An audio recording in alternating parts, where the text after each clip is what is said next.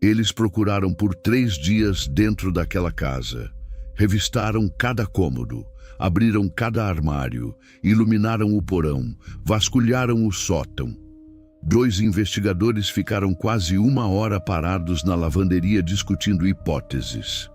E ainda assim, quando finalmente encontraram o corpo, ele estava a menos de 2 metros de onde eles estavam. Ninguém viu, ninguém percebeu. Ricardo tinha 31 anos, trabalhava de casa e levava uma vida previsível.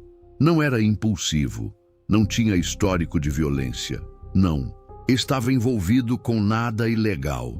Na segunda-feira à noite, às 19h42, respondeu a última mensagem, confirmando uma reunião para o dia seguinte. Depois disso, silêncio absoluto. Na manhã seguinte, não entrou na reunião. Colegas ligaram. O telefone chamou até cair na caixa postal. A família foi até a casa. O carro estava na garagem. A porta trancada por dentro, as cortinas fechadas, tudo aparentemente normal. Mas dentro da casa havia algo estranho. O celular estava na cozinha, a carteira sobre a mesa, as chaves no suporte ao lado da porta. Se ele saiu, saiu sem nada essencial. Isso imediatamente levantou uma pergunta desconfortável. Como alguém desaparece de uma casa trancada por dentro e deixa todos os pertences para trás? A primeira varredura foi meticulosa, sala organizada, quarto arrumado, banheiro limpo, nenhum sinal de luta, nenhuma mancha suspeita. A lavanderia foi aberta. A máquina de lavar antiga de tampa superior teve a tampa levantada. Estava vazia. Um dos investigadores comentou que o ambiente parecia silencioso demais. Permaneceram ali alguns minutos, olhando ao redor, tentando imaginar uma cena que não deixara vestígios. Depois, seguiram para o quintal. Nada. No segundo dia, cães farejadores percorreram a casa. Um deles parou por alguns segundos na entrada da lavanderia. O condutor observou-o atentamente. O animal cheirou o chão, circulou em volta da máquina e seguiu adiante, sem alerta definitivo. O momento foi registrado como inconclusivo. A investigação começou então a olhar para fora da casa. Um vizinho relatou ter visto um carro escuro estacionado na rua por alguns minutos naquela noite. Outro afirmou ter ouvido um barulho pesado, como algo sendo arrastado. A polícia identificou um antigo colega de trabalho de Ricardo, com quem ele havia discutido por questões financeiras semanas antes. O nome começou a circular discretamente como possível suspeito. A hipótese de invasão voltou a ganhar força, mas havia um problema persistente. Nenhuma câmera de rua registrou movimentação suspeita no horário estimado. Nenhuma janela estava forçada, nenhuma fechadura danificada. Não havia pegadas no quintal. Nada indicava que alguém tivesse entrado ou saído da casa à força.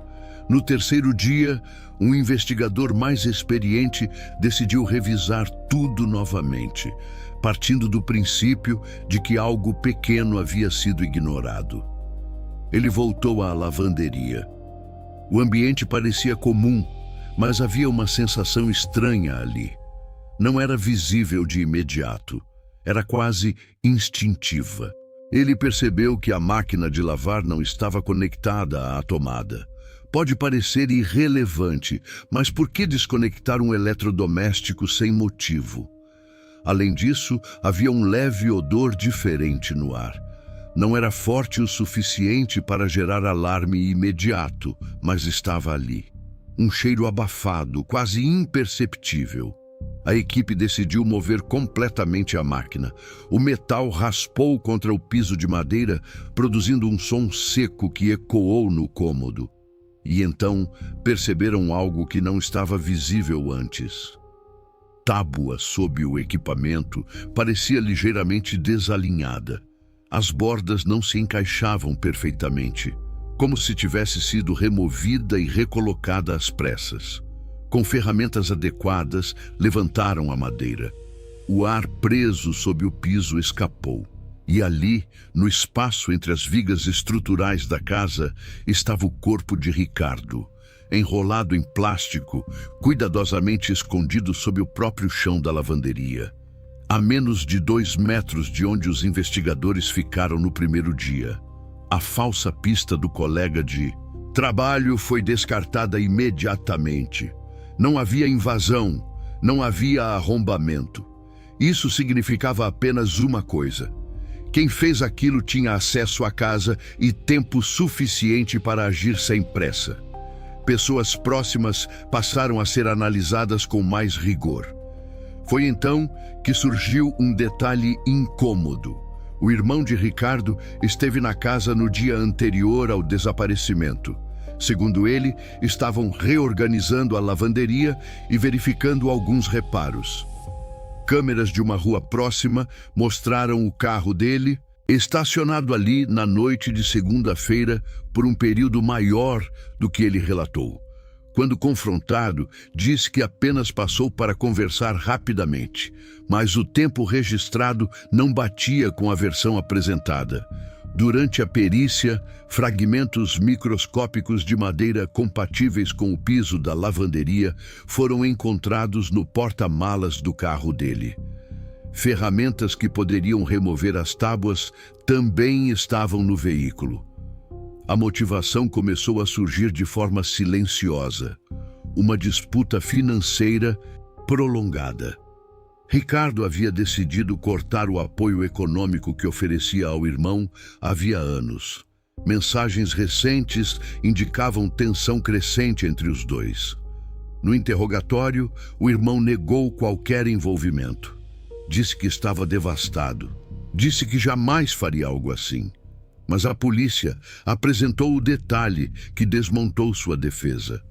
O histórico de buscas no computador dele incluía perguntas feitas dias antes do crime, entre elas: quanto tempo até um corpo começar a cheirar dentro de casa? O silêncio tomou a sala de interrogatório. Ele não esperava que o corpo fosse encontrado tão cedo. Contava com o tempo, contava com o odor se espalhando lentamente. Talvez até com a hipótese de fuga ganhando força suficiente para afastar suspeitas. E talvez o aspecto mais perturbador de tudo seja este: ele esteve presente durante as buscas. Caminhou pela casa, observou a inspeção da lavanderia no primeiro dia. Assistiu enquanto 2 investigadores ficaram a poucos passos do local, exato onde o corpo estava escondido.